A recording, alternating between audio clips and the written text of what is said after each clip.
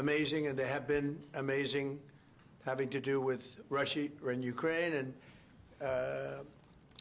I had a long talk with President Zelensky. Also, I spoke with the heads of Germany, Italy, NATO, Finland, France, the United Kingdom, Poland, Norway, Denmark, and the Netherlands. We had very long and very good talks. And again, I think things are going along pretty well. 27,000 soldiers were killed last month. It shouldn't happen. Should have never happened. Should have never started. That war should have never, ever started. But it did, and we're trying to get it solved. That was Biden's situation. We're trying to get it done. And I think we're closer now, and they will tell you that they're closer now. We had numerous conversations with President Putin of Russia, and I think we're closer now than we have been ever. And we'll see what we can do. We want to save a lot of lives. We sell equipment to NATO. We don't spend any money, but we do want to see if we can save a lot of lives. When you're losing 25,000 to 30,000 soldiers, mostly soldiers, other people too, from towns, and like places like Kiev, various other places throughout Ukraine, it's pretty bad. Nobody's seen anything like it, actually, since World War II.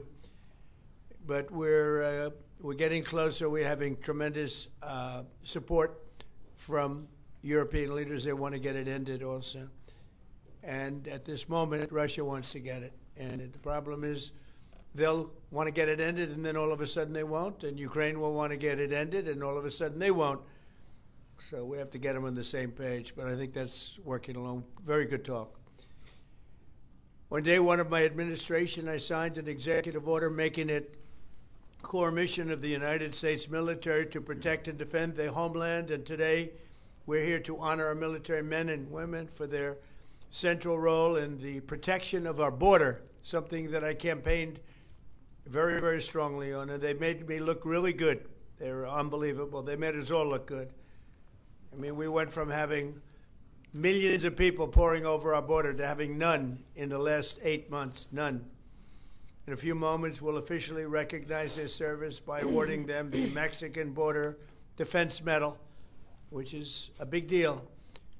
We're joined for this occasion by Secretary of War Pete Hegseth, Attorney General Pam Bondi, Chairman of the Joint Chiefs, General Dan Kane, Commander of U.S. Northern Command, General Gregory Gio, Commander of the Southern Border Task Force, Major General Scott Noman, Command Sergeant Major Brett Johnson of the U.S. Army's 10th Mountain Division, Administrator of the Drug Enforcement Agency, Terry Cole, and many other members of our administration who have done an incredible job on the border. You know, people forget now that the border has been secure for actually 7 months, think of it, more.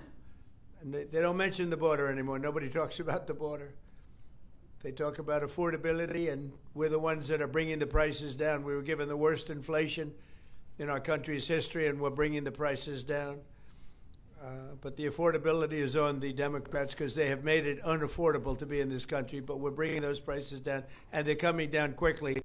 Energy is coming way down, and if you look, gasoline prices are hitting in many locations $1.99 a gallon. Nobody thought they'd see that. There were $4, $5, and $6 a gallon under Biden.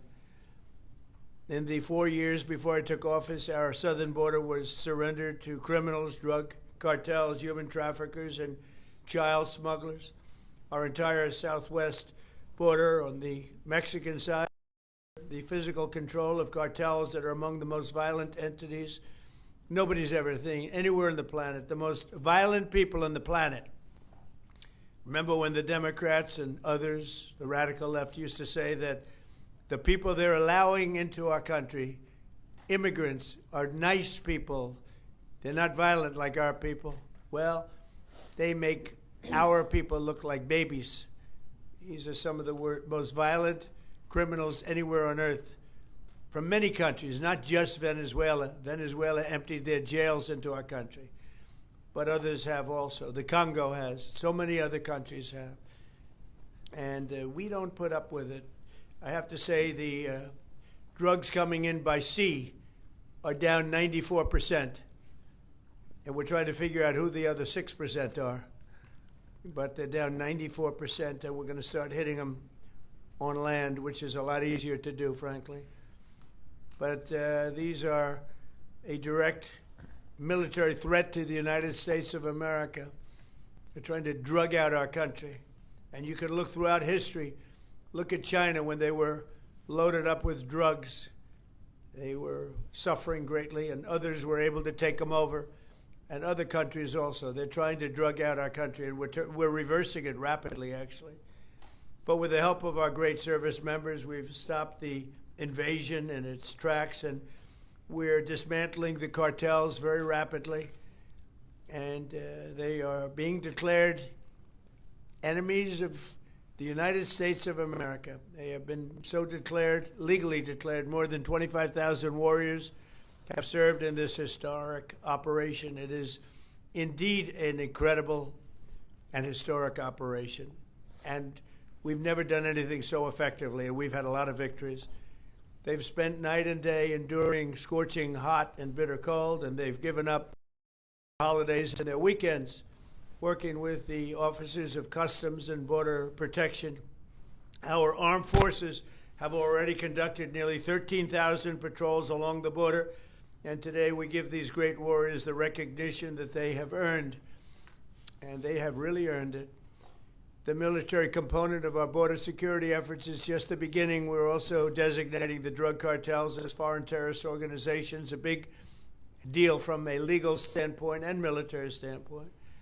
We've ended catch and release, and we endured and ensured that anyone who sets foot across our border illegally is intercepted, arrested, and immediately deported, or if they're really bad, they're put into prison because we don't want to ever take a chance if they come back. As a result, illegal border crossings have plummeted to the lowest level ever recorded in the history of our country. Think of that. The history of our country. You can all be very proud. For the past 7 months, 0 illegal aliens have been admitted to the United States of America. We inherited the worst border in the history of our country, one of the worst borders, I would say, in the world. I can't imagine any border in the world being worse when they allowed 25 million people to come in. And many of these people are gang members and from prisons and jails, from mental institutions and insane asylums. And some of the worst people on earth they allowed to come into our country. We're getting a lot of them out.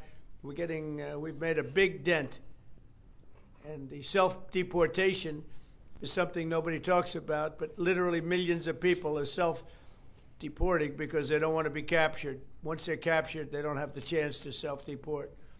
And they never have the chance to come back into our country. We inherited that border from an incompetent administration and turned it into the strongest border in the history of our country. So we took the worst border in the history of our country, and in a period of 2 months, we turned it into the strongest border in the history of our country.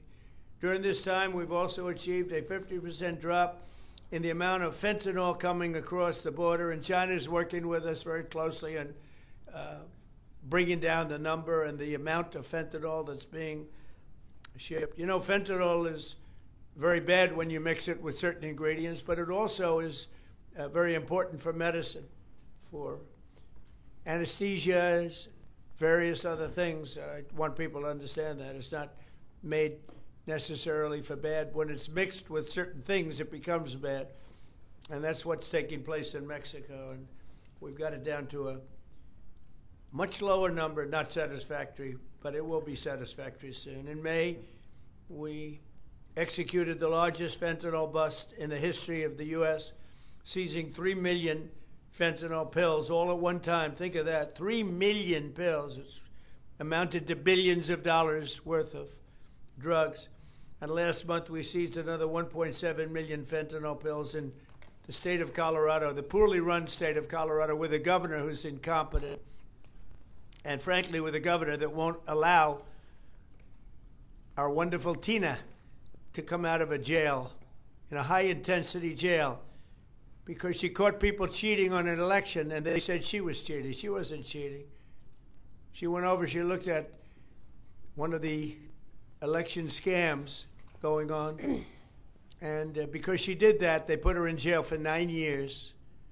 The governor of Colorado is a weak and pathetic man who was run by Tren de Aragua, the criminals from Venezuela, took over sections of Colorado, and he was afraid to do anything. But he puts Tina in jail for 9 years because she caught people cheating.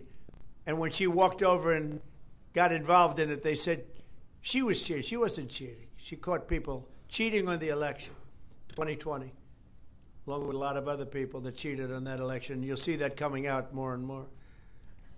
But there's no doubt that America's adversaries are trafficking fentanyl into the United States, in part because they want to kill Americans.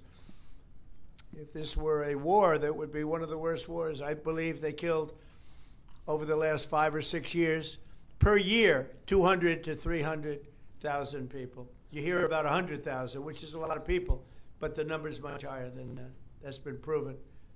And they've destroyed a lot of families, because when they lose a child, or even if their child is heavily addicted, you lose that family. The family will never be the same.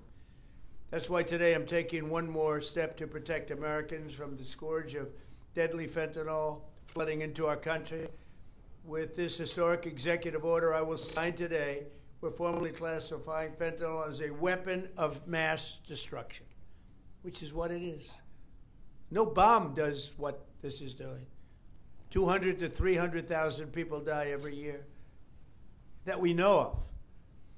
So we're formally classifying fentanyl as a weapon of mass destruction. But before I sign the fentanyl order, we will pin these great service members with their medals. And here today are the first 13 warriors who will receive the Mexican Border Defense Medal, which is a big deal. First, I'd like to ask Secretary Hegseth and Chairman Kane to say a few words. I'd like to have Tom Homan come up, please, if you would, say a few words. And I want to thank all of the people, Pam and everybody, Stephen Miller, great Stephen Miller, what a job he's doing, for being here. Thank you both. Appreciate it very much. We have so many great people here. But I do want to ask Tom to say a few words also. So, Pete, why don't you start it off, please? Thank you. Mr. President, thank you. I would echo what you said. This has been a team effort from the beginning. Tom Homan, Terry Cole, Stephen Miller, Pam Bondi, Christy Nome, Customs and Border Patrol, Protection. It's been one team, one mission to get 100% operational control of the southern border. You want to talk about America first, peace through strength and common sense? It all manifests in one basic phrase down there. Border security is national security. And we had the task of 100% control, and because of these men and women back here, we've achieved that. Nobody is crossing the southern border. And I want to give a big shout out to our Northern Command, General Guillot. From day one, our department didn't look at the border this way before you. Joe Biden allowed an invasion of this country. Tens of millions of people, drugs, gangs, violence, and the military jumped to it on day one with our partners. But ultimately, it was incredible Americans. There's 13 up here with us today. They all represent about 2,000 people who've served at the border so far.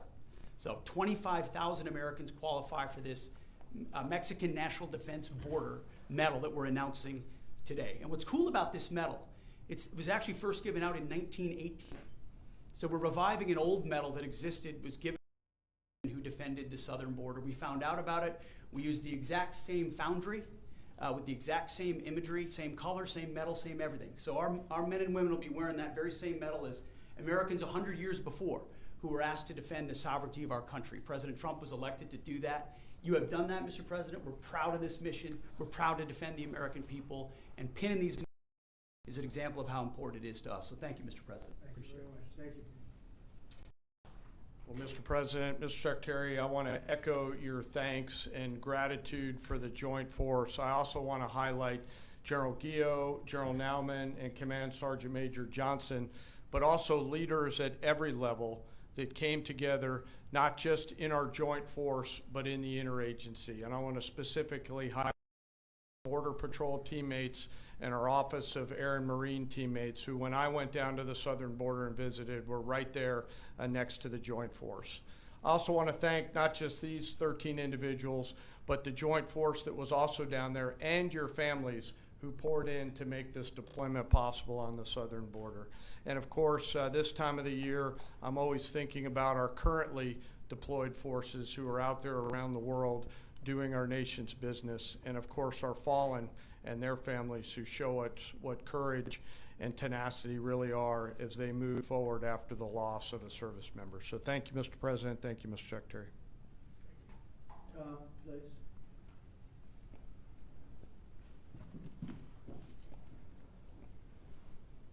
You know, it's always an honor for me to be in the Oval Office with the greatest president of my lifetime. Yes, I said it, and I meant it. You know, I just got home last night. I toured the border in California, Arizona, and Texas. I did it in a four-wheel drive. I did it on the river. I did it from the air. Hundreds upon hundreds of miles of border. I didn't see one illegal alien. Not a single one. I've done this since 1984. I worked for 6 different presidents. No one's done more than President Trump. What he has done is gave us the most secure border in the history of this nation. Hard stop. I went to hundreds of miles of border and didn't see one illegal alien.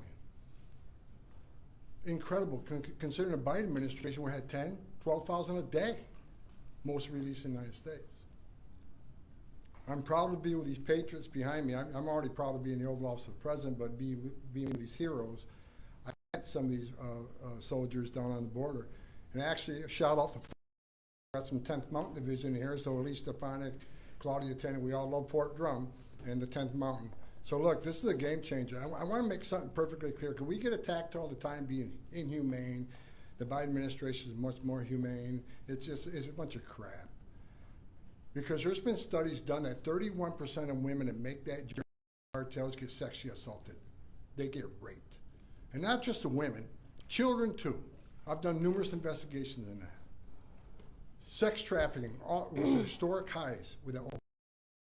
Fentanyl, historic highs that killed 250,000 Americans. No inspector terrorists that came across the border. Record, historic. What happened under the Biden administration was the most inhumane thing I've seen in my lifetime. Now that the border is 96% decline, 96% less people are coming, how many women aren't being raped? How many children aren't dying making that journey? How many women and children aren't being sent to the country every day? How many known suspected terrorists aren't just walking across that border? President Trump and this administration is saving thousands of lives every month. Hard stop. That's just a stone cold fact. I'm just proud to be a part of this. I work with Steve Miller every day. Steve Miller is one of the most brilliant people I've met in my entire life. President Trump brought together one hell of a team here, and the success proved. We all working together, one team, one fight. We're not done yet. We're going to keep going, and I guarantee you we can continue saving thousands and thousands of lives. Secure border means strong national security. Secure border saves lives. Thank you. Thank you, Tim. Okay, let's do the medals, and I'll be signing this. Maybe you'll do the medals first, and then I'll sign it, okay? Please.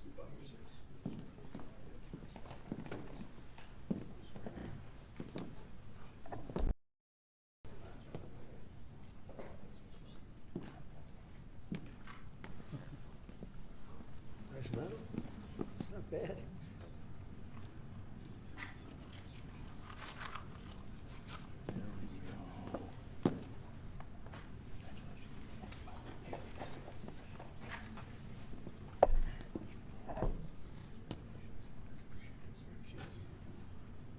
That's a great job. That's great. Thank you.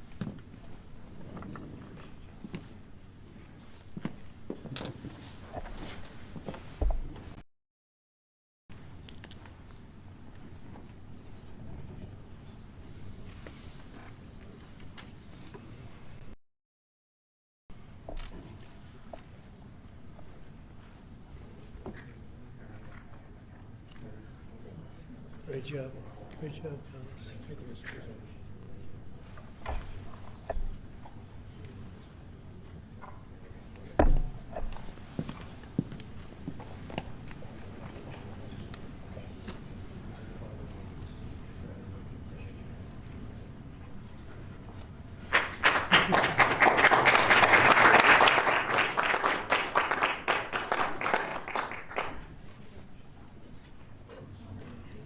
No auto pen.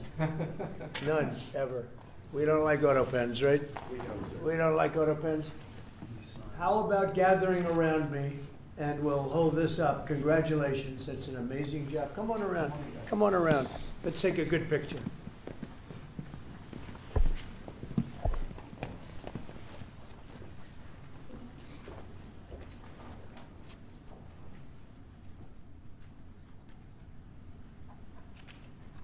Fantastic job.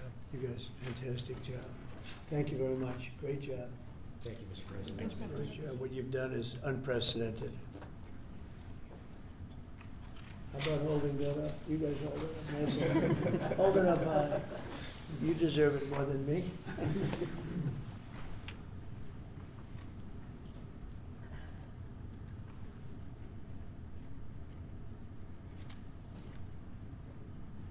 So I'm going to give you another medal, though, that may be more beautiful. I'm not sure it means as much, but it's really good, okay? This is gun medal. This is the one the military loves. So we're going to start, okay? Thank you, Mr. President. Thank you, dear. Here you go. Thank you, Mr. President. Thank you, Mr. President. It's pretty nice. Want to compare it? Let me see, compare it. Let me see how that looks. I don't know. That looks pretty good. Thank you, Mr. What President. that means. Very special. Thank you, Mr. President. Thank you. Thanks, Mr. President.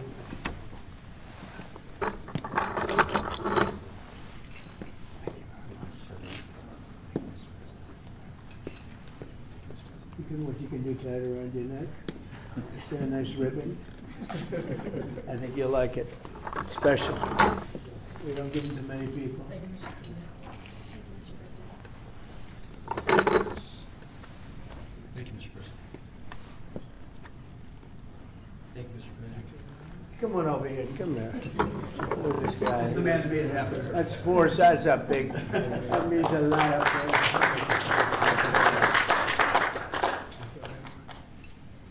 Hey, General, come on over here, even though you have one. I gave him one. No? This general right here, General Raisin Cane. He's a great general. Thanks very much. Well, thank you very much, everybody. This is a fantastic moment. I haven't done this before. And the job they've done on the border is unthinkable. What they left us with, that they would have open borders with millions of people, 25 million people, probably more than that, pouring into our border, totally unchecked and unvetted. Now we have the opposite. And we want people in our country, but they have to come in legally. And they know that, and they know they're not getting through, so now they don't even try. So all of the death that Tom Homan talked about, the rape and the death and all the problems, doesn't have really happened because the caravans, a name I think I came up with, maybe not, but the caravans are very small. In fact, for the most part, they don't even exist anymore because they know they're not going to get through. In a little while, you'll be seeing I'm suing the BBC for putting words in my mouth, literally. They put words in my mouth. They had me saying things that I never said coming out. I guess they used AI or something. So we'll be bringing that lawsuit. A lot of people are asking, why are you bringing that lawsuit? Even the media can't believe that one. They actually put terrible words in my mouth having to do with January 6th that I didn't say.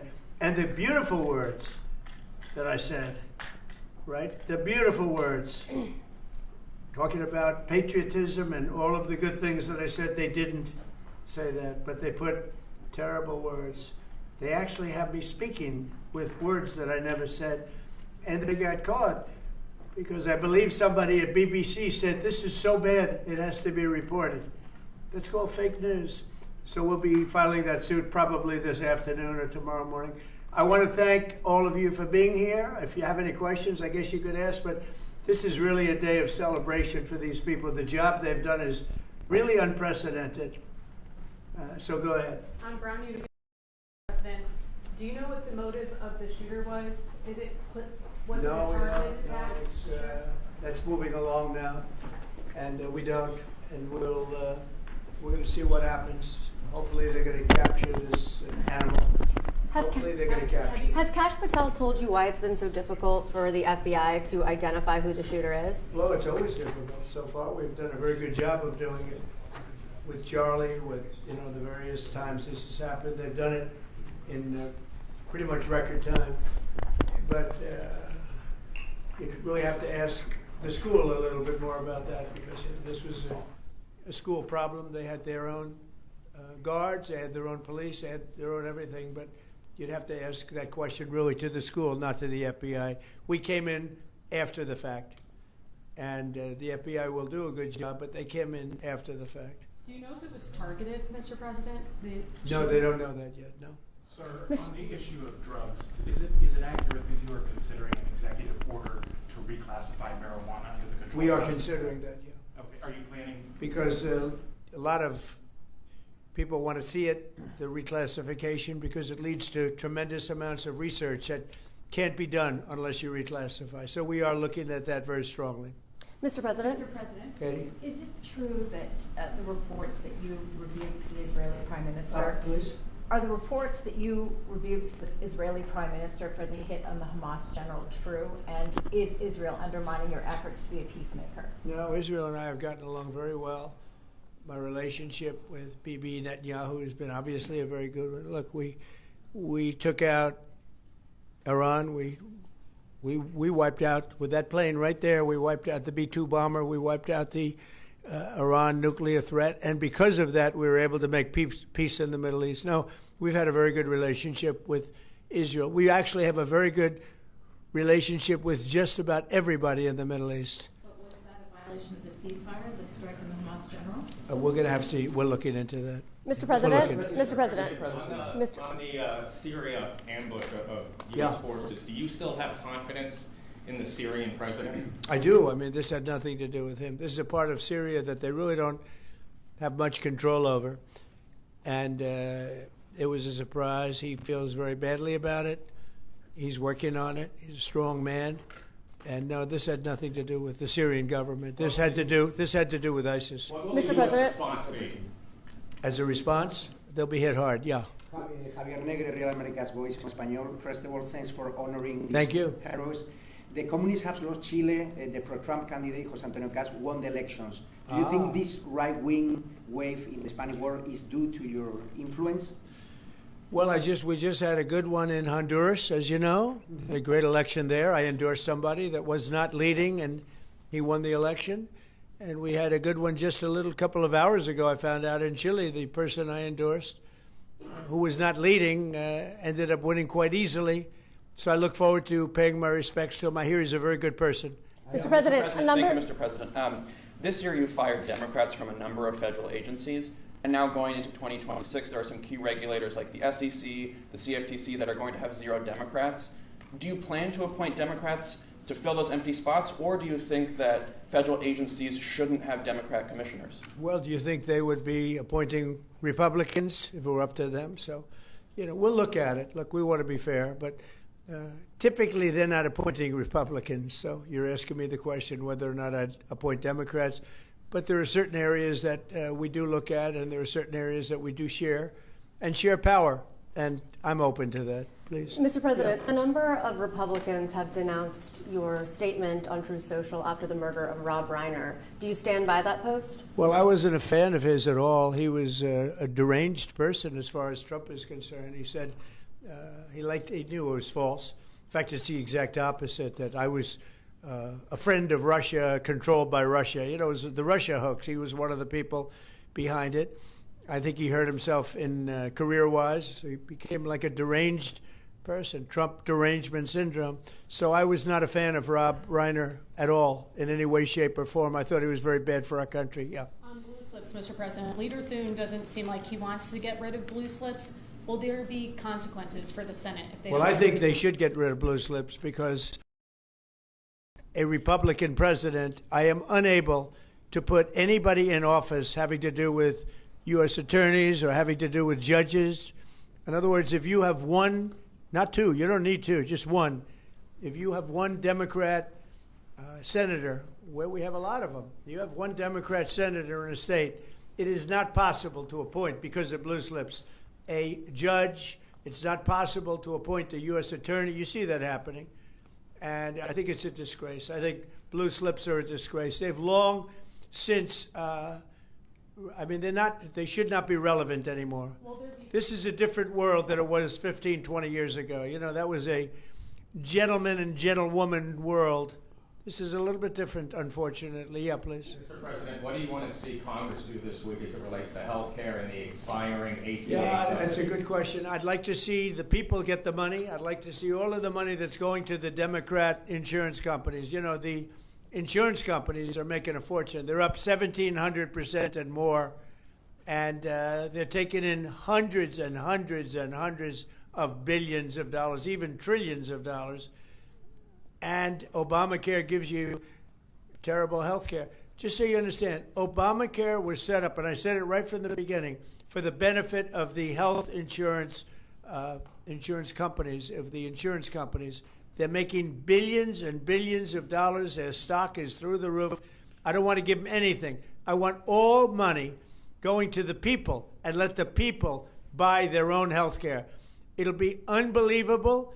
They'll do a great job. They'll get much better health care at a much lower cost. Mr. President, the Department of Justice... Would you like Republicans next year to just use reconciliation to do with health care exactly what you laid out, and they wouldn't have to worry about Democratic votes? Well, that or knock out the filibuster. If you knocked out the filibuster, it would all go away, but we wouldn't do that. It's crazy. Look, we should knock out the filibuster. And if you did that, we'd get voter ID. You'd have no mail-in voting, all things that make our elections dishonest. And you'd get a lot of other things having not even to do with voting. But Republicans should knock out the filibuster, and we should approve a lot of things. You wouldn't have January 30th looming because, you know, you have the 30th of January looming. You know that, right? And if we knocked out the filibuster, it would be just a simple approval. But you have some Republicans that they're unable to explain why. You know, if you ask them why, they're unable to explain it. They cannot win the debate. But they should knock out the filibuster. And frankly, they should get rid of the blue slips too. Yeah. Mr. President, the Democrats won Miami, where you won the election 1 year ago. Do you think it's because of the Hispanic media like Telemundo that are publishing fake news about the ICE operations? How do you plan to win back those votes for midterms? Yeah, well, I won that whole election. And, you know, it's interesting. When I'm not running, we don't do as well. Yeah. And I'm going to try and get that changed for the midterms. But we did have a big win in Tennessee, as you know. Mm-hmm. Matt Van Epps had a big win in Tennessee against a very strong candidate, attractive candidate, who a lot of people thought would do very well. And Matt won by a lot. And I won Tennessee by a real lot. You know, we had a great election. We won every single swing state. We won the popular vote. We won everything. And there's a thing that they have now, districts, which is a big deal. I think in a way it's the most important stat from the standpoint of, you know, looking at numbers accurately. So out of thousands of districts, I won 2,750 versus 525. Think of that, 2,750 versus 525. It was great. That's why the map, when you see a map of the election, it's all red, other than two little narrow lines on the other side. Please. Sir, Jimmy Lai was convicted today in Hong Kong. Do you have any reactions? I feel so badly. I spoke to President Xi about it, and I asked to consider his release. He's not well. He's an older man, and he's not well. So I did put that request out. We'll see what happens. Mr. President? Yeah, please, Katie. Question about Ukraine. Now that the meetings in Berlin have wrapped up with Zelensky, right. Is there a timetable for going to Moscow? Is a delegation going? Well, I think that the delegation is largely there right now, actually. They're in Europe. And they met with those people that I called out before, the various countries, plus some others. They want to see it end, Katie. They want to see it end. They all. I want to see it end. They want to see it end. I actually think that President Putin wants to see it end. You know, I've had good talks. We've had good talks with Russia, and I think they'd like to get back to a more normal way of life. Mr. President. Follow up there. An Article 5-like deal seems to be emerging without NATO membership for Ukraine. If such a security guarantee is offered, what incentive is there for Ukraine to give up any sort of territory? Well, look, you have, they've already lost the territory, to be honest. I mean, the territory is lost. But in terms of security guarantee, we're working with Europe on it. Europe would be a big part of that. And we're working on the security guarantee so the war doesn't start up again. We don't want to have a war start up again. You know, as I said, with Thailand and Cambodia, two people I get along with great. And I dealt with them, and I called them, and I said, look, fellas, you got to relax. You got to take it easy. They lost. You know, they started the war again, and I got it ended. And things like that are going to happen, war. There's nothing pretty about war, nothing good, and there's nothing you can do to predict what's going to happen. But I think we've made a lot of progress with respect to Russia and Ukraine. I hope. You know, last month, it was close to 27,000 soldiers were killed, mostly soldiers, but 27,000 people, but mostly soldiers were killed last month in Russia versus Ukraine. Is there a time limit on security guarantees? Well, there's no time limit. The time limit is whenever we get it done. I mean, we're going to try to get it done. We're making progress. It's more difficult than anybody could have thought. I would have said that half of the wars that I got settled, some were going for over 30 years, that half of them should have been more difficult, and they actually haven't been. There's a lot of dislike between the two leaders, you know that, and so it probably makes it a little bit tough. Have you recently spoken directly to Putin? Have you recently spoken directly to Putin? Yeah, I have. On Syria, Mr. President, on the U.S. troops killed in Syria over the weekend, why do we have troops in Syria? Because we're trying to make sure that there's going to be and remain peace in the Middle East, and Syria is a big part of it. The new leader is a strong person, and that's what you need. This is a rough part of the world, and it's been amazing what's taken place in Syria. We got rid of Assad, we got rid of other people that were really bad people, and that were in the way of peace in the Middle East. You know, we have legitimate peace in the Middle East, first time in 3,000 years. And we have 59 countries backing it. And we'll see what happens with Hamas. We'll see what happens with Hezbollah. But regardless, I mean, we have countries that want to go in and clean that out if we want them to do it. But they said, in the case of Hamas, they said that they're going to disarm, and we're going to find out whether or not that's true.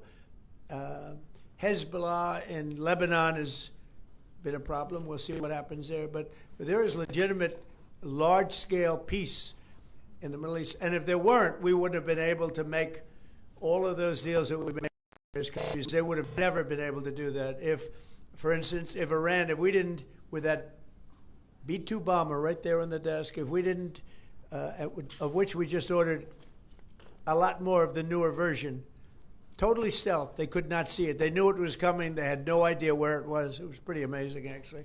Every bomb hit its mark perfectly, despite CNN trying to say differently. They didn't know. They just, hoped. They hoped that we didn't, but it turned out that they did. Atomic Energy Commission confirmed it. So did Iran confirm it. They got knocked to hell. But if we didn't knock out their nuclear capability, we would have never had peace in the Middle East, because you would have had a dark cloud hanging over Saudi Arabia, Qatar, UAE, and all the other countries, and they would have never, ever been able to sign an agreement. Yeah, please. How soon do you expect that international stabilization force to be up and running in Gaza? I think that it's, in a form, it's already running. In a very strong form, it's already. But it'll get stronger and stronger, and more countries are coming into it. They're already in, but they'll send any number of troops that I ask them to send. They want to see peace. We have more than 59 countries. We have many countries that aren't even in the Middle East, but they're fairly close to the Middle East. They want to be involved. So it's been Mr. pretty President, good. Friday. Mr. President, this week a man named Keone Rodriguez is going to federal prison for creating crypto privacy software. The case was started under the Biden administration, but your DOJ kept it going and secured the conviction. A lot of people in crypto are saying that this man should be pardoned. Are you familiar with the case at all, or would you be interested I've in heard looking about at it. I'll look at it. Why, you think he should be pardoned? Sounds Many like it. Sounds like, based on your question. Many people in the Rodriguez, we'll look at that, Pam. Okay, let's take a look at it. You'll have to tell me. I don't know anything about it, but we'll take a look. On Friday, Mr. President, market analysts are calling for a Santa rally. Typically, that's 5 trading days going into Christmas, and the first 2 trading days in January. That's a sign of market optimism. Do you anticipate, along with the historical low gas prices, that continuing into the first quarter of next year? Well, we've had the greatest stock market in history, Brian. We have a stock market that's gone up 52 times to new highs during a 10-month period, my 10 months. My first 10 months, we set a record. 52 days, we had the highest stock market in history, including a day ago. And I didn't look today. Maybe it's up today, I don't know. But we had 52 altogether, and there's never been anything like it. And the reason are the tariffs have brought vast amounts of wealth into our country. That countries that have taken our car companies, those car companies are all coming back. The AI is coming at levels that nobody's ever seen before. That's going to be a massive industry. Without the tariffs, we wouldn't have that. Chips are coming in. Chip companies are coming in from Taiwan and other places, but mostly from Taiwan, which has almost 100% of the market.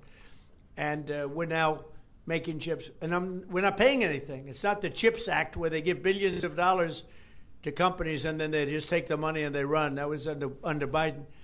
The fact that I set tariffs up and that if they don't make their chips here, they have to pay a big tariff. In order to send them into the U.S., they have to be here. You know, tariffs really work, in my opinion, almost only in the United States. They've been used against us successfully because we had presidents that had no clue. But tariffs really work.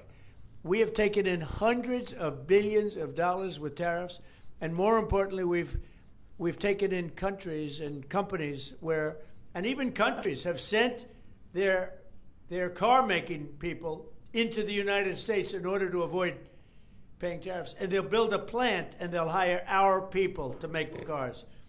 But we now have, as you know, Toyota just approved $10 billion in manufacturing plants in the United States using our people. Without tariffs, none of that would have happened. Tariffs have given us great national security. There's nothing like what's happened in the last 10 months. Tariffs have given us tremendous national security and tremendous wealth. Thank you all very much. Thank you. Mr. President, on Friday. Thank you, press. Let's go. Let's head out. Thank you, Mr. President. Thank you, press. Head this way. Thank you. Thank you, press.